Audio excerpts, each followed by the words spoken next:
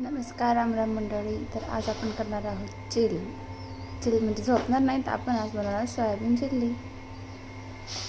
तरी ह्या सोयाबीनचे आपण चिल्ली बनवणार आहोत. त्यासाठी पहिलं त्या सोयाबीनला गरम पाण्यात उकळण्याचा शाप दिला. ते जरा जास्तच उकळायला लागलं. मग त्याला म्हणलं ठीक आहे तू बाहेर ये. मग त्याला बाहेर काढलं.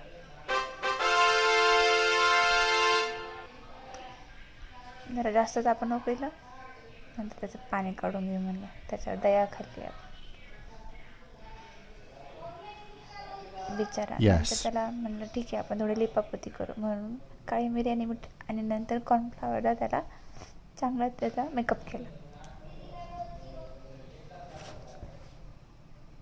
केल्यानंतर ते जरा जास्त सुंदर दिसायला लागलं. मग त्याला थोडी रेड सोया सॉस खाऊ घातलं.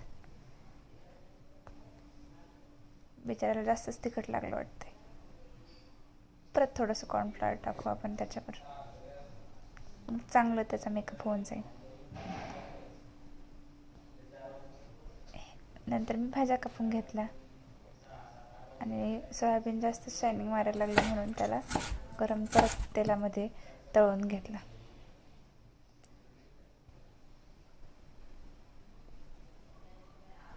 तळून झालं. मग नंतर आपली म्हणलं जिभेचे जरा चोचले पुरवत म्हणून थोडा लसूण त्या कापलेल्या भाज्या सगळ्या टाकून दिल्या याच्यात आणि ते थोड्या फ्राय होऊन दिल्या.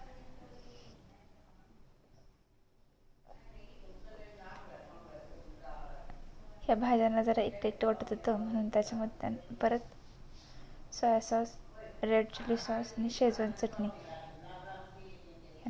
यांची त्यांना साथ दिली.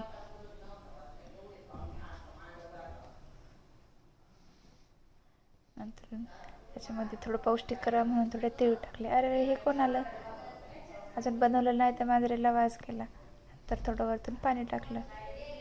त्याला उकळी आली. मग थोडं कॉर्नफ्लॉवर टाकून घेतलं. घट्ट नाही व्हावं जास्त म्हणून ते जास्त चांगलं मिक्स करून घेतला.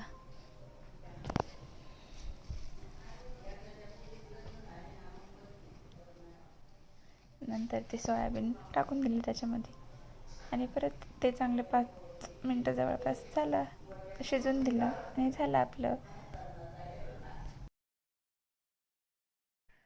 आणि जरा त्या चॅनलला सबस्क्राईब आणि व्हिडिओला लाईक देखील करा.